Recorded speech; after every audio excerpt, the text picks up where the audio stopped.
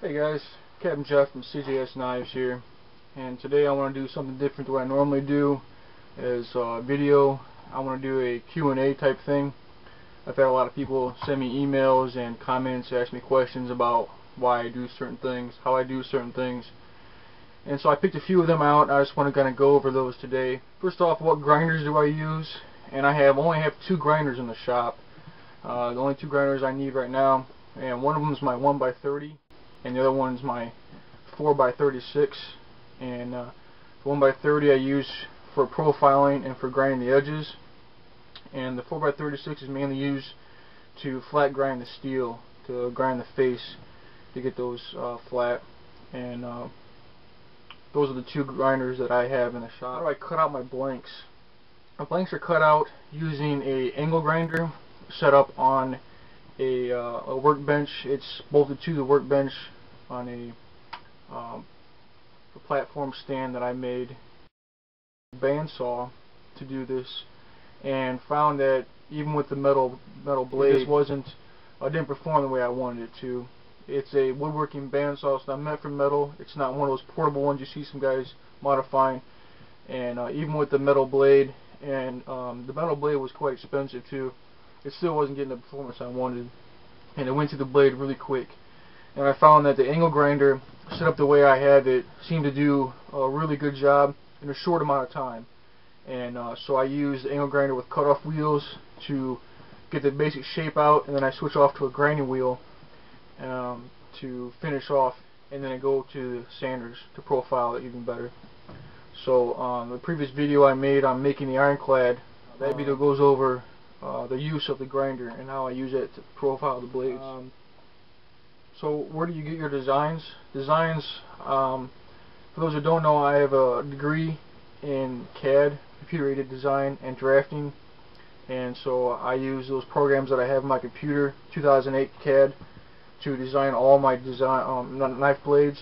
And they start on the computer, and then they go into getting printed out on cardstock, and that gives me a little bit of a better idea of how they feel in my hand. And then I always go back, make changes, print them out, make changes until I get the way I like. Here's a design on cardstock.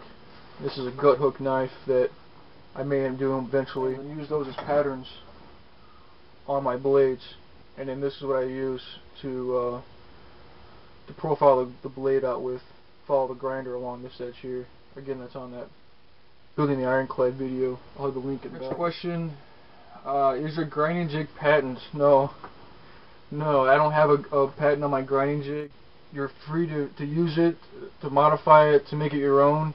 I got the idea from Rob Phillips, and he's a great guy from Australia, and he made a jig out of wood, and that's how he was doing his profile on his blade. And I thought it was a wonderful idea, and I adapted that idea and then expanded on that idea and made one out of angle iron metal.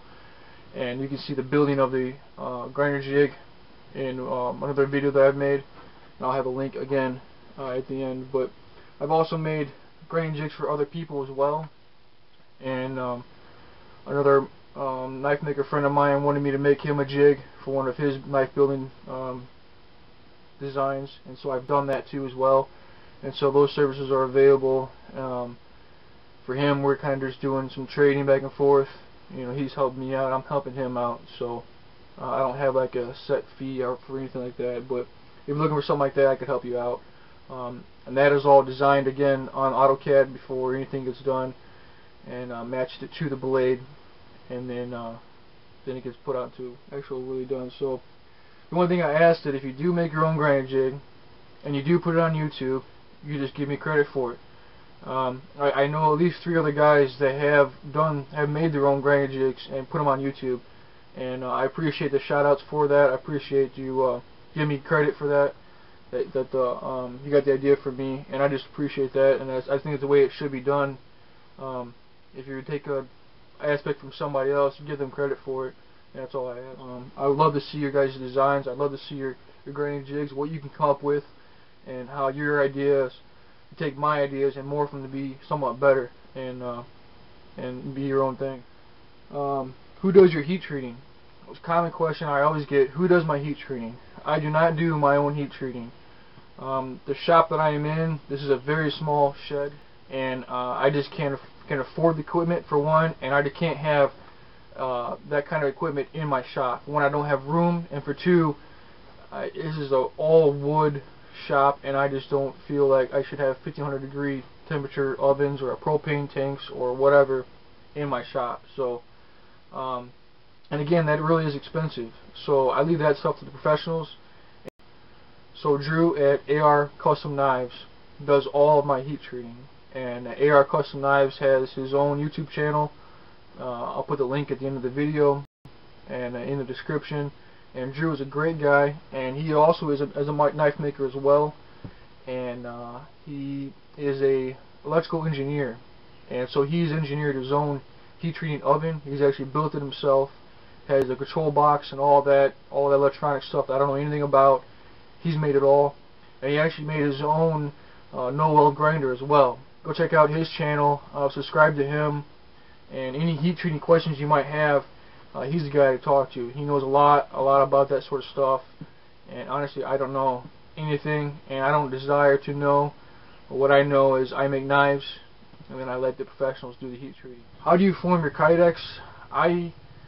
There's many guys that say you can use carpet. I've heard people use carpet. I've heard people use the yoga mats. Many different things to use to form the kydex, and that's all well and good. If that works for you, that's fine. But the kydex foam you can buy at like knifekits.com, it's not that expensive. I think it was $12.95 or something like that. It comes in a 12x12 sheet.